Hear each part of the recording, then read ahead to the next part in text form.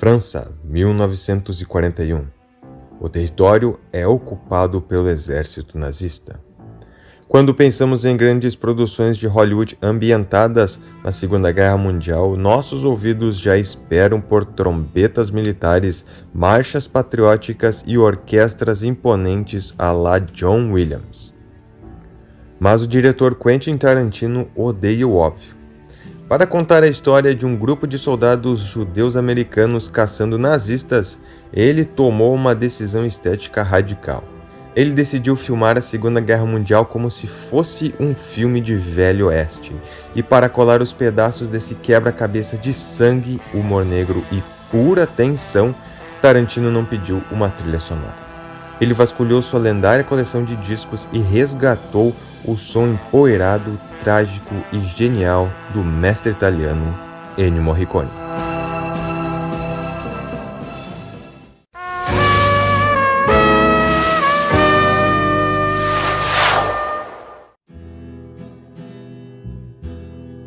Fala pessoal, seja bem-vindo ao Discord Sheet Brasil. Eu sou Fernando Agete e Quentin Tarantino é o mestre do que o cinema chama de trilha jukebox.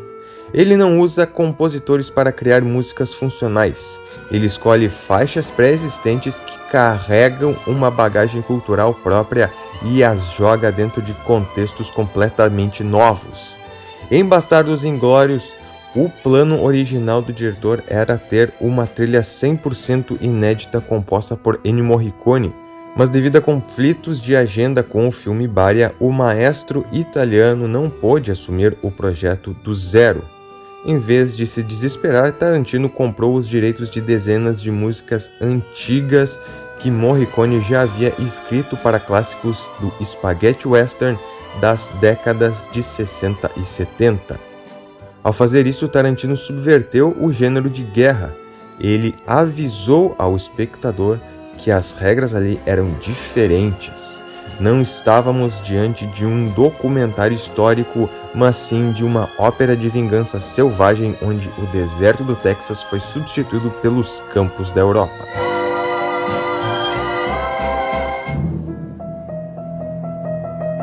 A sequência de abertura do filme é considerada uma das maiores aulas de suspense da história do cinema moderno. O caçador de judeus, o coronel Hans Landa, interroga um fazendeiro francês sabendo que há uma família escondida embaixo do assoalho. O diálogo é longo, polido e aterrorizante. E observe como Tarantino usa o design de som aqui. Durante quase toda a conversa, não há música. Nós ouvimos apenas o ranger das cadeiras, o som do leite sendo servido e o silêncio sufocante da cabana. A ausência do som cria uma claustrofobia insuportável. Mas no exato momento em que Hans Landa quebra a resistência do fazendeiro e a câmera desce para revelar a família Dreyfus chorando em silêncio sob as tábuas de madeira, a música de Ennio Morricone explode. São notas de cordas agudas, repetitivas e cortantes. A música não serve para suavizar o impacto, ela funciona como a própria lâmina da guilhotina descendo sobre os personagens, traduzindo o desespero de quem sabe que o próprio ar que respira foi descoberto.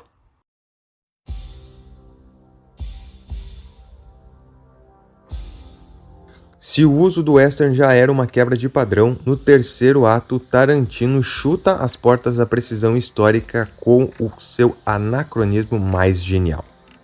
Paris, 1944.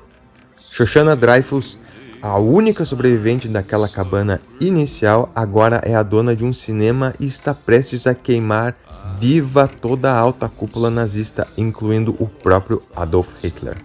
Enquanto ela se prepara para o massacre, vestindo um vestido vermelho sangue e aplicando a maquiagem, Tarantino não usa uma música dos anos 40. Ele toca Cat People, um rock de sintetizador lançado por David Bowie em 1982. No papel, colocar um synth rock gótico dos anos 80 no meio de um drama da Segunda Guerra deveria quebrar totalmente a imersão do filme, mas na tela o efeito é avassalador. A batida pesada e a letra sobre apagar o fogo com gasolina transforma a maquiagem de Shoshana em uma pintura de guerra. O som moderno traz uma energia de fúria contemporânea, arrancando o filme do passado e transformando Shoshana em uma deusa da vingança atemporal.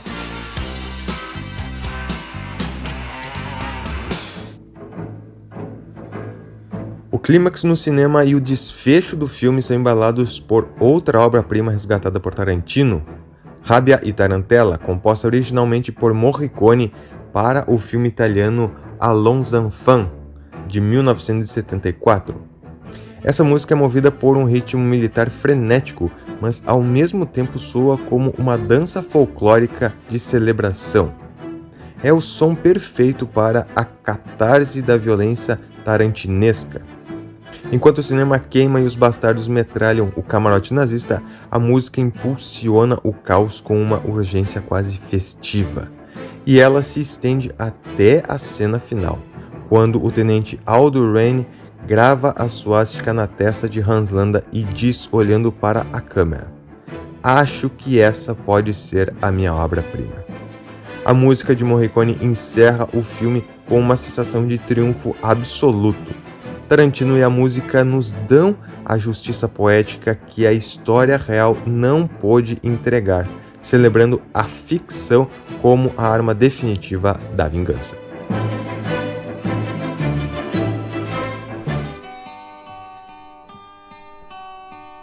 O Som de Bastardos Inglórios provou que uma grande trilha sonora não precisa nascer com o filme para dar alma a ele. Nas mãos de Tarantino, as composições esquecidas de Ennio Morricone e o rock de David Bowie viraram o combustível de uma das maiores e mais estilosas experiências sonoras do cinema do século XXI. Mas e para você, qual é a sua cena musical favorita nesse filme? É o suspense da cabana ou a preparação com David Bowie? Comente aqui embaixo. Se você curtiu essa análise técnica e quer continuar desvendando a ciência e a alma por trás das suas trilhas favoritas, se inscreva no canal e ative o sininho. O Discord Brasil vai ao ar todas as terças-feiras e você também pode nos ouvir no Spotify. Um grande abraço e até o próximo episódio.